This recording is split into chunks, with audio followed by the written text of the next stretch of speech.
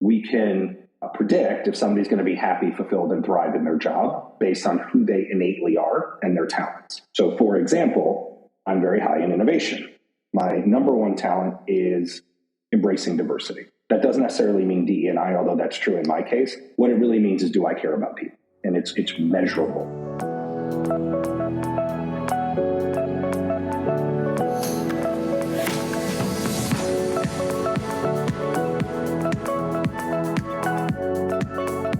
Hello. I welcome you to another episode of Reaching Your Goals. Reaching Your Goals is hopefully your favorite career podcast where you get the insights to go from motion into action and make things happen. I'm your host, Johanna Herbst. I'm a certified executive and career coach and a management consultant with an MBA from NYU Stern School of Business. My mission is to inspire you to reach your goals, lead with kindness, and have some fun along the way. To kick off season 2, I figured we should take a look in the future and see what to expect in regards to HR tech. For that intriguing topic, I have a wonderful guest. It's Jason Putnam. Jason is an award-winning Chief Revenue Officer at Plum, where they leverage the power of psychometric data to revolutionize how talent decisions are made. Before joining Plum in 2021, Jason served as Senior Vice President and General Manager for the Enterprise Business Unit of PandoLogic and as Chief Revenue Officer at BountyJobs, to name just a few of his previous roles. Jason is passionate about delivering value to customers, partners, and stakeholders and creating positive impact through innovation and collaboration. Jason is based in Austin, Texas, in the US. Before we get started, I need to quickly ask you for a favor. Today, we are kicking off season 2, and I believe that is reason enough to spread the word about this show with at least one of your friends. And thank you so much for supporting me. Your support means the world to me. And now, let's jump in. Jason, it's great to see you again. How are you doing this morning? I am excellent. So great to be here. Thanks for having me. Oh, it's my pleasure. And to get things started, I would like to start with rapid fire questions. Sure. Perfect. In your part of the world, it's 7 a.m. I feel it's a given that you are an early bird, but what is your secret to make this work? I have spent a lot of my life not having a great work-life balance, right? Because I'm very driven and we call ourselves catalysts because we go really fast. And over the last, 8 to 10 years, kids do that to you. I've built a process where I try to make sure I carve out time for myself, where I carve out time for my family, specifically for my wife, specifically for each one of my daughters, and then just make sure I have, I put that balance in. Unfortunately, when all that's true, you have to figure out where that time is going to work. So I get up every day at 5 o'clock and make sure I have kind of two hours to myself. So that could be, whatever your flavor is, be it prayer, meditation, whatever. It could be consuming content, could be working out. So I put a gym in my house, so I work out every morning. I also consume content when I do that. So that gives me time to myself. And then by the time everyone else is up in the house, I'm ready and I can give them some time to get ready for school or whatever it may be. Wow. And you are American and now you're working for a Canadian company. Have you already adopted anything typical Canadian?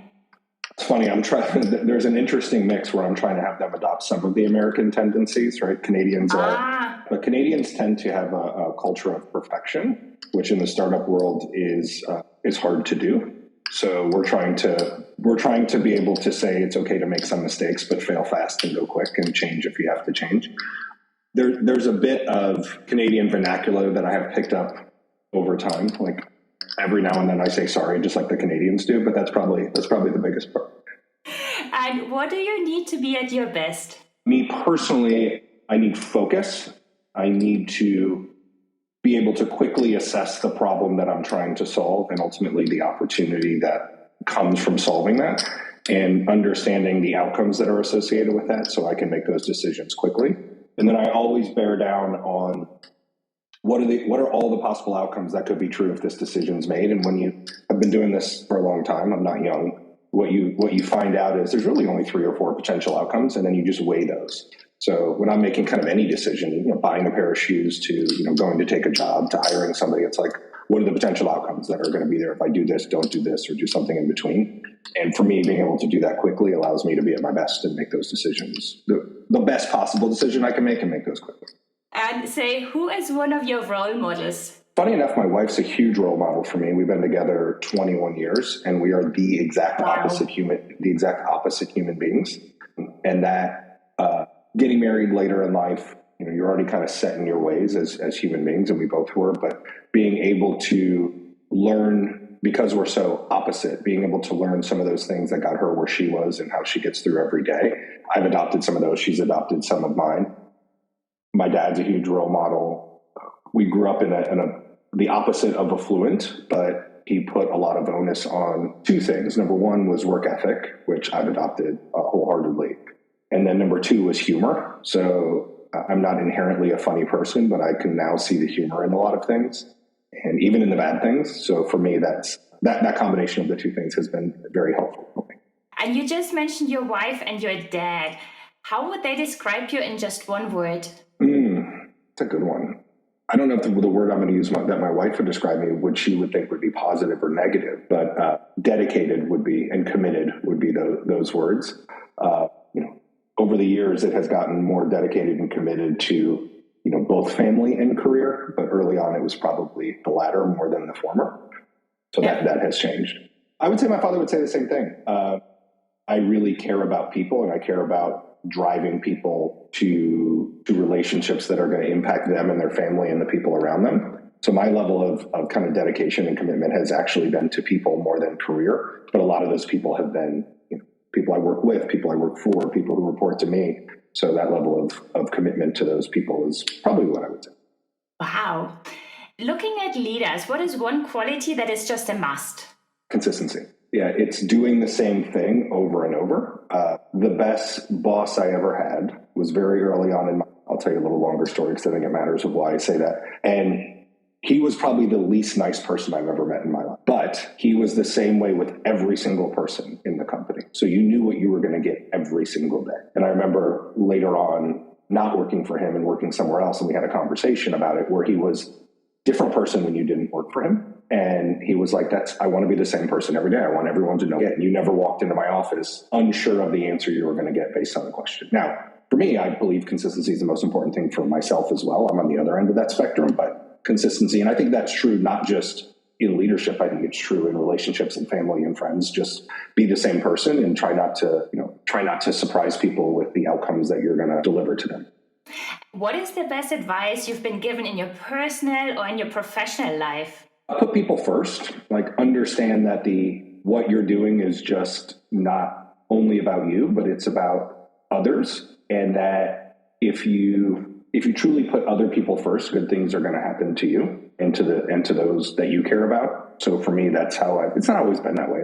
Again, having worked 30 years or more, it's lessons that you learn over time. And last question for the rapid fire. What is one thing we cannot Google about you? Oh, one thing you could not Google. There's probably a lot. That's a fantastic question. I'm a big sci-fi geek. I'm sure you could probably Google that. And you're looking at me live where I have all this crazy sci-fi stuff behind me in my office. Yes, I don't even know what that is. So for those who are listening, I have Star Wars helmets and Iron Man helmets behind me.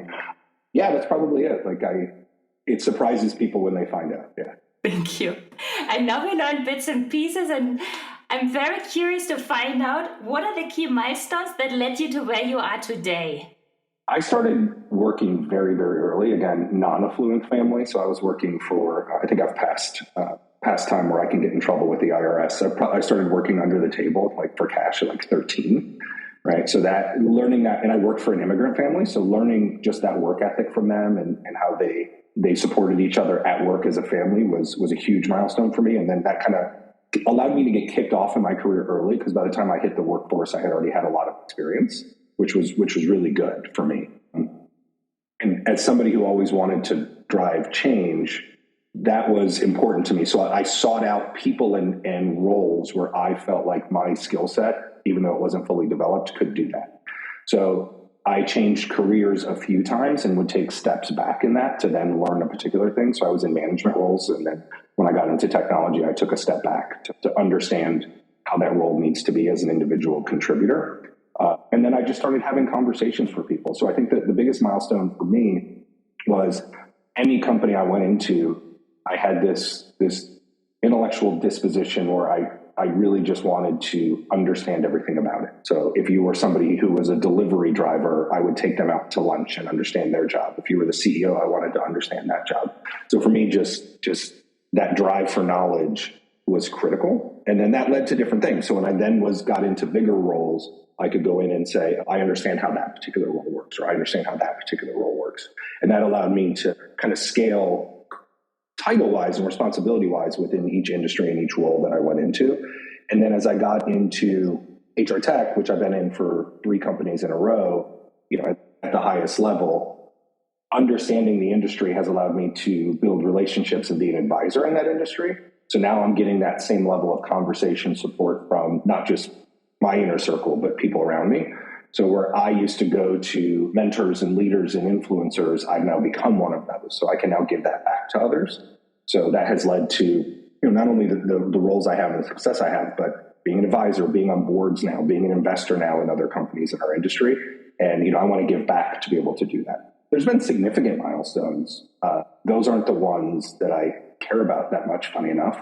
Like I have trophies behind me for selling companies. I have trophies behind me for awards. I won 2 Global Executive of the Year awards. I care more about the impact that it's going to have on kind of the humans around me than those awards. Don't get me wrong. Like I like getting the awards and the trophies and financial benefits that come along with that. But my kind of mantra that I've built in my life is I care much more about what people are going to say at my eulogy than what my bank account or my resume says. Because of that, my bank account and my resume are very good. And that's the milestone I care about. I care about the milestone when I'm gone, not necessarily the milestones along the way. Thank you for sharing. And I hear a lot of curiosity and this drive for learning in your story. What keeps this need alive? I'll give you 2 answers. So number one, the company I work for uses psychometric data. You can actually measure that. There's not going to get into the science, but essentially some people are curious and some people are not. And some people are curious for learning and some people are curious for experiences. And that is measured on like a 0 to 100 scale. So for experiences and learning, like you could be a 2 out of 100. And that, that's not somebody who's going to go, I want to learn astrophysics because I just had this drive to learn it. Mine are almost 100 in both of those. So it is something you are born with to be able to do that. And the way I feed it partially is the ability to do 2 things at once. So like when I work out every day, I make sure I'm listening to at least an hour or an hour and a half of content every day. And that could be a multitude of things. It could be about my industry. It could be about people in my world. It could be about astrophysics. It could be anything. It could be fiction. This podcast, anything. It could be anything. I always find something new. And for me, that's like a drug, finding something new and learning something new. And the reason why I'm asking that is because what I sometimes believe is also happening. There's some people, they hit their 30s and they are like, now I'm in my job, I feel comfortable. And this urge to learn more is just declining. So really kudos to you that you are keeping it up and that you are still going forward. I really admire that. Yeah, so thank you. If you can kind of put yourself in a position, again, this is measurable scientifically. You can't turn it off. Just like you can measure if somebody's innovative. You can't turn off that innovation. I'm very high in innovation. I can't wake up tomorrow and go, I don't feel like innovating today. And then you're driven to roles and you're fulfilled in roles where you get to naturally do those things. So that curiosity that I have, that innovation that I have, that's why I go into companies to either scale them or turn them around. And to me, that is what keeps me engaged at companies. If it was the same thing every single day and I was just maintaining a business, that innovation, that curiosity wouldn't be fulfilled. So I would be bored, and then I would go to inherently that's where you go. Whereas somebody who's low in that, they're going to go work for a very large company where their level of responsibility, they don't have to learn new things. And for me, I don't want to kind of be an NPC at a company. I want to go in and change versus I'm going to go work, do my job, close my laptop, and never think about work at night or during the weekend. Nothing wrong with that. That's just not how I built. As you say, it's like there are innate tendencies on what we prefer and what we actually need to be at our best that drives us. And you mentioned that for you, it's important to think about what you're leaving behind. And that is like so close to what is your purpose? I mean, it's just a different way to ask that question. Would you mind sharing what you want to leave behind? What is your purpose in your professional life? Yeah, I want everyone who I have influenced, I guess is the best way to put it, whether they were peers, people I work for, people around me, those people's families, right? I want them to look back at the time that I've spent with them and that they've spent with me and say they're better off for that. Better off is not always financially, but that is true. Better off could be they've learned new things. Better off could be I convinced them to leave the company that they were at with me and go find a different company to go to. That happened to me recently. And I got a text yesterday, 2 days ago, from the person that the best thing we ever did was get him to leave the company. And his family likes him more. His friends like him more. He's a better dad. He's a better everything. And to me, I just want people to look back, like in my head, there's this, party when I'm gone and everyone's just having these conversations. And to me, that's what I care about. And I don't do it from a self-serving way. If I can change people's lives for the better, that's all I care about. Yes, it's huge. And even if you can just change one person, it matters. And now when we were talking about the curiosity and learning, you mentioned that in your company, you can scientifically measure those tendencies, those preferences people have. And in preparation for our interview, I took the test there to get my own profile, to learn something about myself. I'm curious if you could maybe elaborate on what is being measured and why do you guys actually do that? And then maybe we jump into your results and my results. I would love to do that because I haven't seen you take it, so I haven't dissected yours yet. Really? I thought you did. Yeah. Okay. Yeah. I intentionally didn't do it because I want to do it kind of live because that would be fun. So we're a software company, but what has historically happened throughout history, or at least modern history since World War II, is you can measure personality, you can measure intelligence, you can measure you can assess things, you can assess language, you can assess math, you can assess can somebody write code. Those are all things. Those are assessment. And there's really two kinds. There's what you measure that people learned, right? Do you know Excel? How well do you know Excel? Do you know a language? How well? And then you measure things that are unlearned. So think of it as personality. So many listeners have taken DISC or any other type of assessment out there. Ours is very similar. So what we measure is three things. The first one is personality. So based on the big five. The second part that we measure are two kinds of, I'm going to call them intelligence. You have to be careful with the word intelligence because a lot of ways you would assess intelligence discriminate against certain socioeconomic groups because they have language and math. So we measure a thing called fluid intelligence. So there's no language, no math. It's how you solve net new problems, which is very important in the workforce. And you probably took it with the puzzles that you saw. And then the third thing we measure is social intelligence. So think of it like EQ, but very scientific. And that is how do you handle people problems? And certainly it's true in the real world, but also in the workplace is how we do it. The difference is we do it all through technology and software. So we're not reliant on you being a PhD level biopsychologist or the hiring manager or the corporation doing that. So we measure that. And our main goal in measuring that is on the other side, you match that to a role. And you can't just arbitrarily match it to a role. You have to assess it on the other side as well, which is pretty interesting.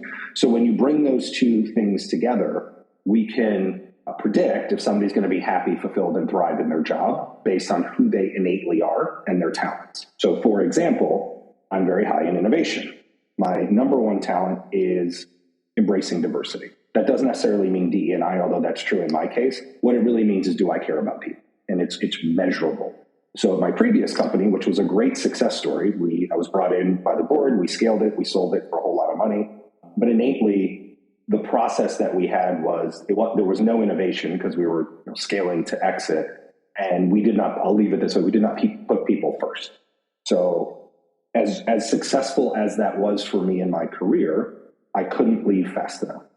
Right? I was not as good of a father, husband, or whatever that I needed to be, or friend. And I was miserable every single day, right? Great story, made a bunch of money, all that's great. I come to Plum, we are measuring who they want to lead their go-to-market strategy and be a senior exec at the company.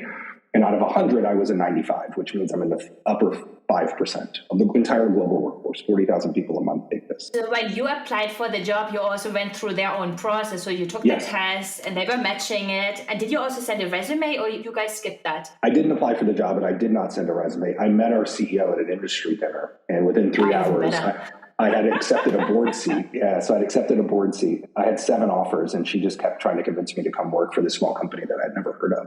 And within a couple of weeks, I had said no to all the offers, and I came to work. But during that process, I built my Plum profile, took the assessment, and I ended up being a 95 because what they needed, number one, was embracing diversity. That's their culture. And when you're selling to people in HR, they care about people. So that's a very resonant skill. And then innovation was a huge one for me. Now, the way companies use this is really interesting. They use it on every single hire. So there are huge companies like Citibank, Whirlpool, Manulife, which is John Hancock in the US. They use it on the application side to match people because they want people to be happy, fulfilled, and thrive. And the outcomes of that are people stay longer. Their quality of hire is almost up like 93%. Like diversity is huge. All that thing's really big, but they also use it on every employee because they then match those same skills for internal mobility, succession planning, leadership potential, all those things.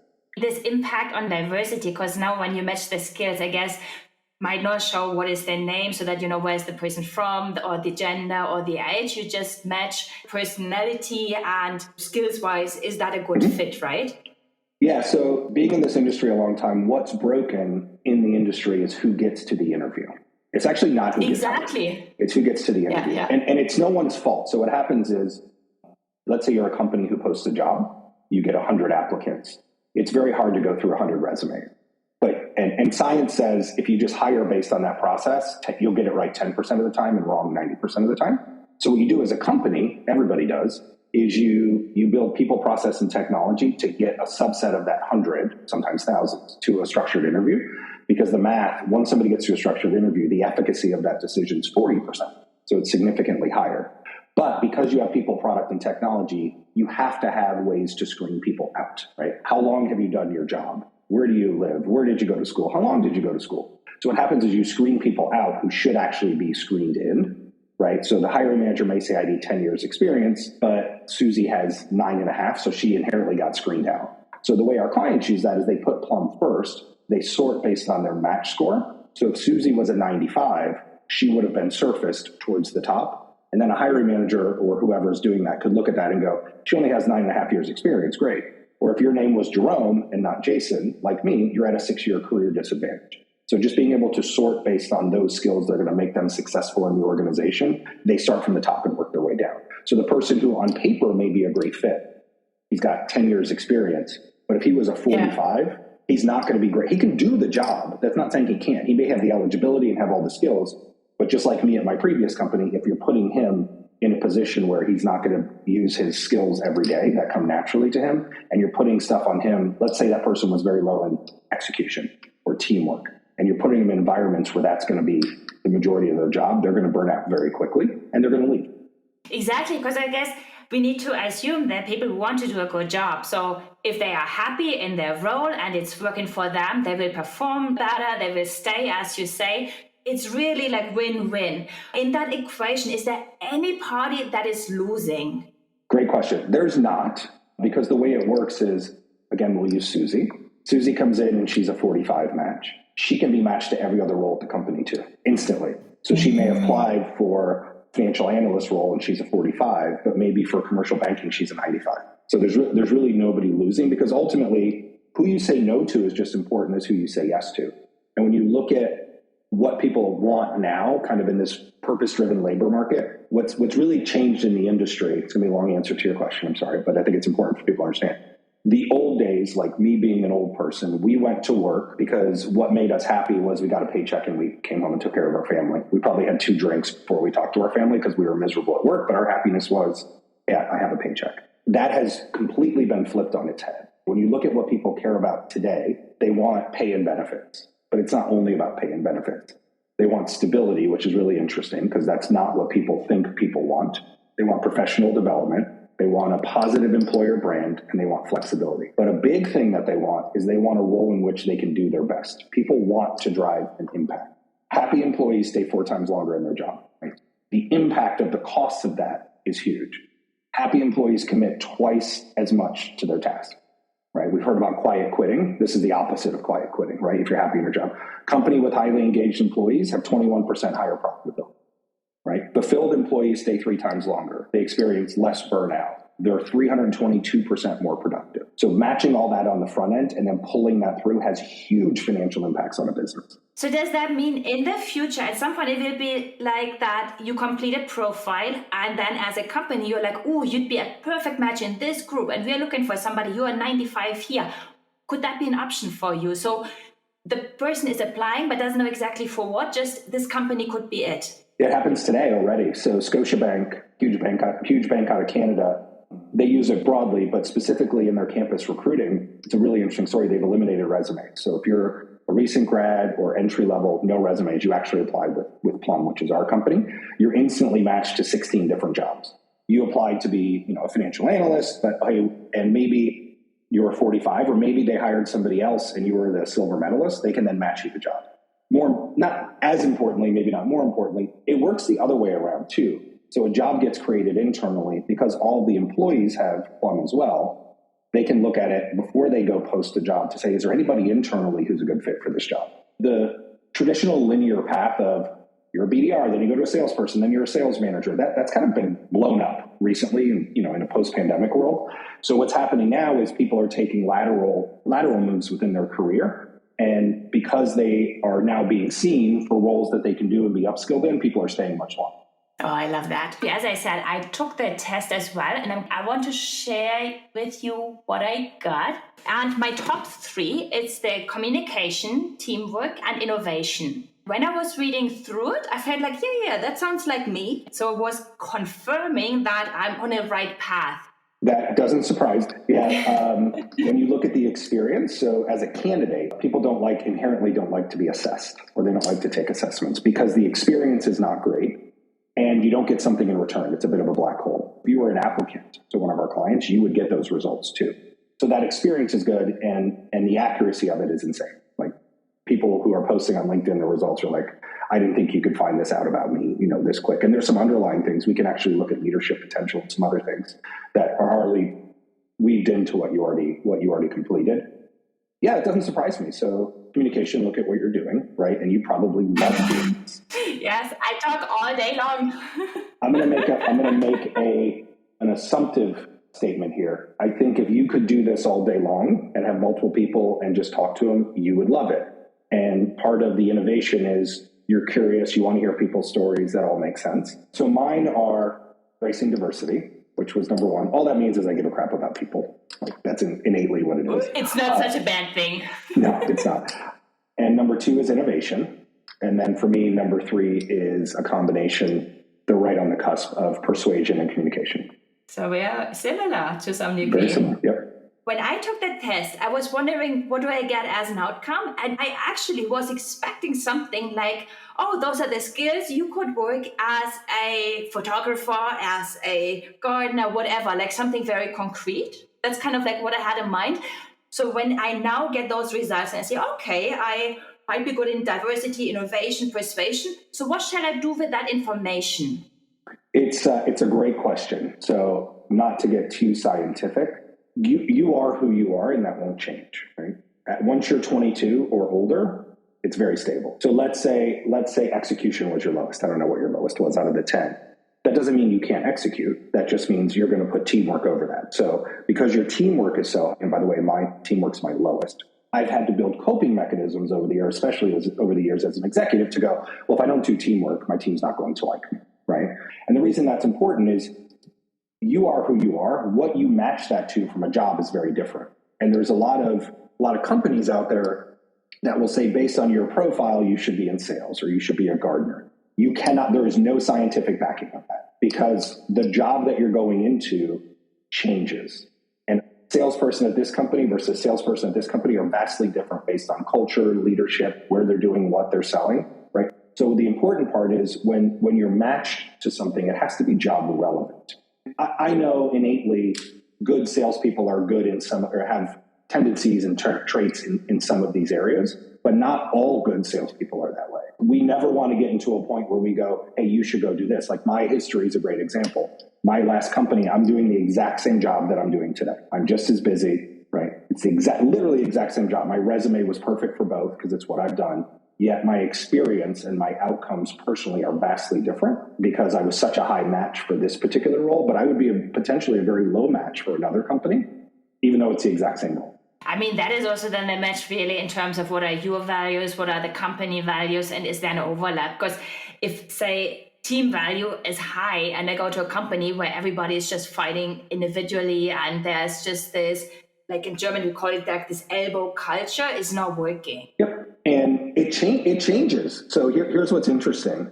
Skills have a shelf life now. Hard skills have a shelf life. And it's never been a shorter shelf life than it is today. So if you think of software developers, 5 years ago, we couldn't get enough Ruby on Rails developers. Nobody cares about it now, right?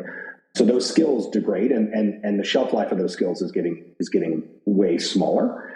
So from a period of time. So you're going to be left to where the only thing that kind of matters is those transferable skills, like who you are as a person. So for me, that's kind of the future because almost anything else can be trained. Now, some people have an aptitude to learn it faster. Some companies are better doing it.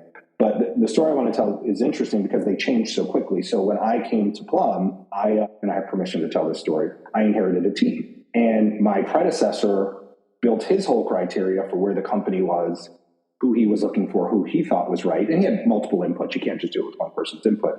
So one of the reps I inherited, his lowest talent is execution. His highest is communication. When I came in, I rebuilt those matches with others. And my number one thing I wanted in people was execution. And it's his lowest, right? Because we're different leaders and my expectations are different. And the company was changing and there's a lot of things that were changing. And it changed overnight. So I was able it changed overnight, right? You have a new leader, the company's in a different position. So that's why you can't just innately match people or inherently match people to things.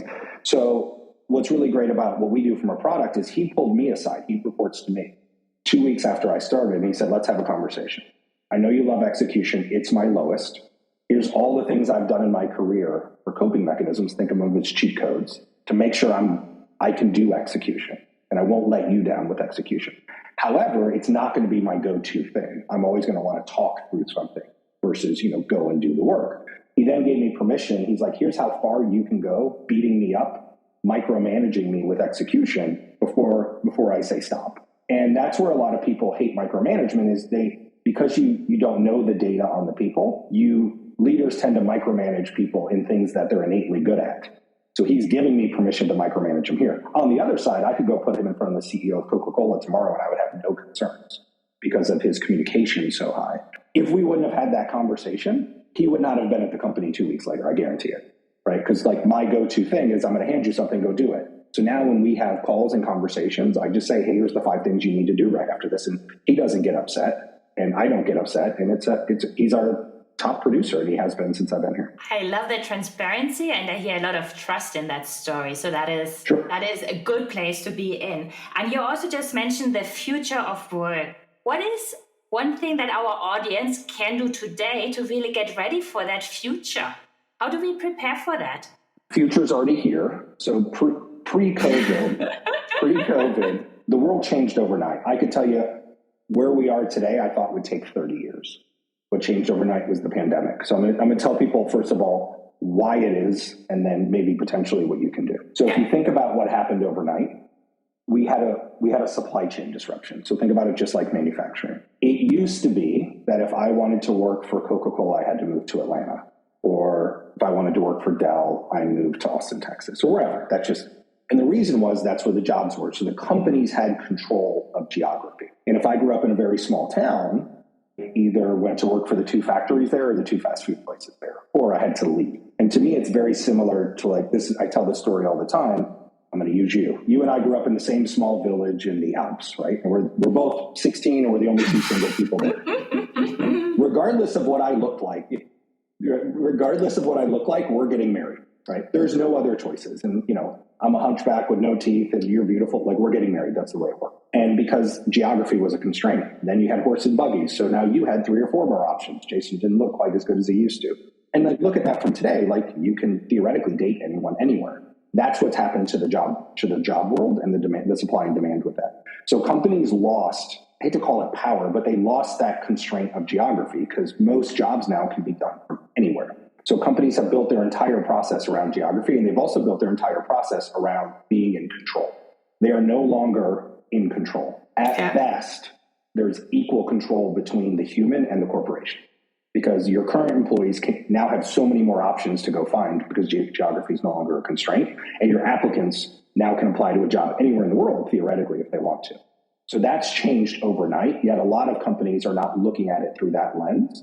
And what I want people to think about is as a corporation, you're no longer in control of that. So it used to be a company would look at a candidate or an employee and say, what can that person do for me and my company? That changed overnight.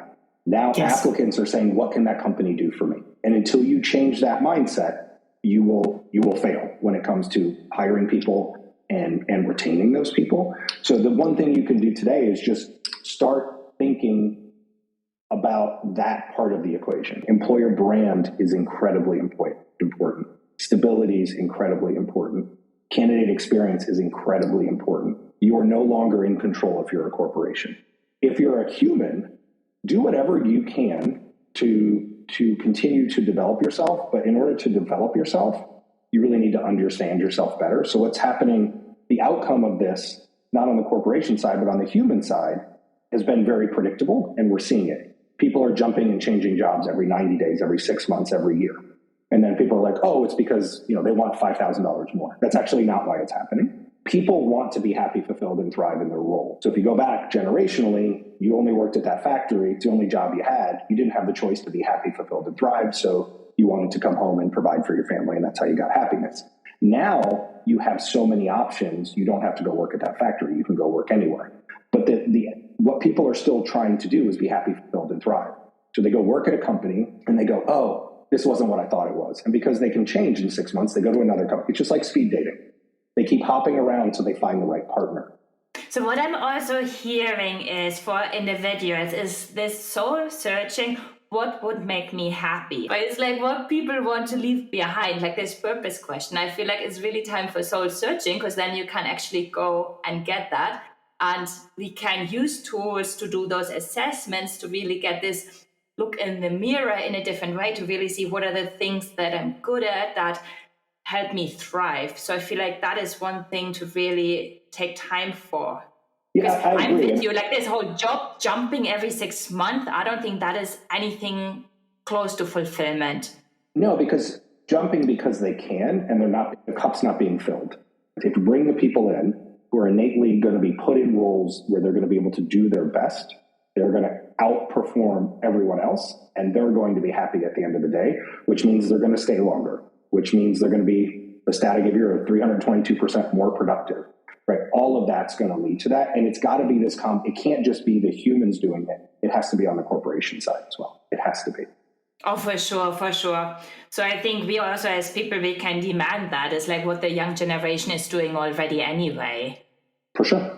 Yeah. And I think we also need to create the awareness that all those figures that you've been citing, that is really driving actual business. Like if you want to make money and you want to succeed and win against competition, this is where you need to go as a corporation. 100%. And the future of work is here now. This is it. And companies were preparing to maybe have it happen in 20 or 30 years, but COVID sped it all up. And if you're a corporation, you better go fast, because those people are going to other companies and leaving yours, or they're not coming to work for your company. This is so inspiring, and time is flying. Just to wrap it up on this side, what is one last advice or one outlook looking at HR tech that you can share with us? I'll give you two answers, because I think they're from two different perspectives. One is from the human lens. And as you get older, you kind of miss what's going on with younger generations. The younger generations, like Gen Z, I was just at Nike's corporate campus in Portland 2 days ago doing a presentation about Gen Z. You mentioned it, right? They are demanding different things, and they understand they have some control, and they're not lazy. The reason they are who they are today is they had two pretty distinct things happen in their life. They had a recession, and they lost their entire college experience because of COVID. They're very good, they're very smart, but they're a little bitter because of that, right? It was taken away from them. So maybe the next generation, the cool thing about this generation is they change every 4 years, right? Because they're graduating. So if you're in that generation, like it's okay to demand things from company, but it's also okay to be professional as well. I think there's this nonsensical approach from businesses that they're lazy or they job hop. They're not. You're just not speaking their language because you're not capable of it. So it's that combination of the two of a company better embrace those people because they're the next workforce. And they're very good, they're very smart, they're not lazy. You better start speaking their language. And then if you're in that generation, like demand change. I think demanding change is good and having a voice is good. That doesn't mean you're the smartest person in the room though, right? There's people who are smarter than you and always believe that. And that's my last advice, just in general for everybody listening is if you're the smartest person in the room, you need to go find a different room. I love it. And I have 3 more questions for you. What is coming up next for you? It's one of the few times in my life where I'm not itching to go do something else. So I am very excited with what we're doing. We're scaling very quickly. I believe we're, again, not just driving impacts for the applicants or the employees in the company, but we're driving large impacts. One thing that happened, we were on the cover of the Sunday New York Times business section, which as somebody who runs marketing is insane. It's insane. And that led to so many good things for us that I can't be bored. So all I'm really focused on, is kind of home life, scaling Plum the way we're doing. I mean, it's exponentially scaling. And then doing what I do all the time. I spend a lot of time every week being mentored and mentoring others. So I'm at the point now where I kind of have to say no to some of that, which is like tears my heart out a little bit, but I'm going to try to find a better way to reorganize that so I can do as much of that as people need me to do. And the 2 of us, we met through Bill Clem, who I had on the show. And then I asked him, who else should I have on? He was like, you need to talk to Jason. So my question for you now, who else should I have on? Bill is a wonderful human being, and we became friends through the industry. And we certainly have the same perspective on things, which is great. I can give you 3 names that I can think of off the top of my head, if you want 3. So one is a woman, her name is Quincy Valencia, and I'll make sure we send it all. So she's really an amazing story. She has done kind of every job in our industry. So was a practitioner, meaning she did the job. She was at a vendor, which means she was a company that sold to practitioners. And now she's an analyst, right? Which means she's talking about both sides and just awesome human being at a very rich, at a very, very large analyst firm. Another name I'll give you is another woman. Her name is Jennifer Ravalli. So I met her at my previous company where she ran marketing, and thank God she did, so I didn't have to. And she's the best I've ever met. But within 3 minutes of speaking with her, like our relationship was amazing. We joke that she's the sister I never had, 2 sisters.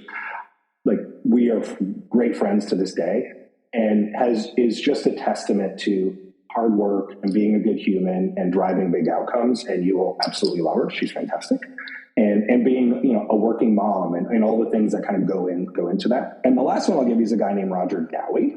So Roger's an interesting story for me. We found each other when I was turning a company around, and we've been together ever since, 5 companies. And he's a sales guy, and his life story is very interesting, from where he started to where he ended up and his journey. So when you start talking about success, right, which is the point of this, like what he has done and some of the things he has overcome and accomplished are just amazing. Like he picked up his family and reload to follow me to Austin. Let's just go. And we reload together, right, with my family. And where he is today versus where he started is it's super inspiring. Thank you. And for people who feel inspired, how can they stay in touch with you? LinkedIn's probably the best way. I don't have a ton of time for any other social media, but like LinkedIn, I'm pretty active on. It's just Jason Putnam, and I'm at Plum. You can go to Plum's website. You can take your own assessment if you want to do it. There's no cost. It's fun. Love to hear from people if you took it and how you feel. That's the best way to stay in touch with me, for sure. Perfect. Thank you, Jason. That was so insightful to learn more about HR tech and see that the future is already here.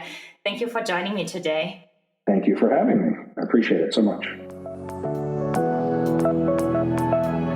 I hope you enjoyed the episode today. If you want to talk about it, please tag me at Delygate. And on another note, should you ever feel stuck in your career, wonder about your professional purpose, or have a very concrete topic you'd like to work on with a coach, please drop me an email at johanna.herbst@delygate.com or send me a message via LinkedIn, and I'd be happy to support you with my coaching hat on.